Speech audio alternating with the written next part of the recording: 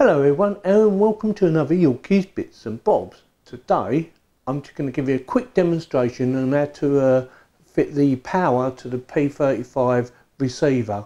That's the thing that controls all your RGB fans, the actual speed of the fans and all the lighting for it. And there's 10 connections, but there's one power connection. It's quite simple to do, but if you've never done it before it can be a bit daunting, so I thought I'll make a quick video just to show you what you need to do. So with that, shall we get on with it? This is the bit you're really after. So this is called a Molex. So it's a Molex connection. So you have a female and a male, and the male has the 4 little pins, and the females have the little holes for connecting.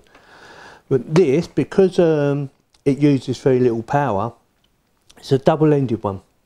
So basically what that means is you can connect this Molex from your power supply, yeah, into this, and then you can connect another device coming off it. So you can daisy chain it basically, because it uses such a little amount of power. So I'll show you how to connect it first. All you got to do is make sure that you connect them the right way around, because on one end the corners are beveled in, and then the other end is just straight. And the same on your other Molex. So on now, see if you can see that. So all you got to do is connect these up to like so,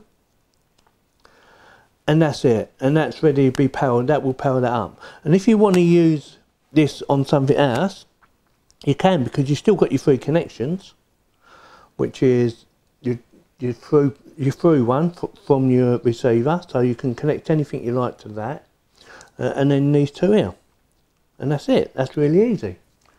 So I thought I'd just show you this little video, just in case there's any confusion, you didn't know how to do it.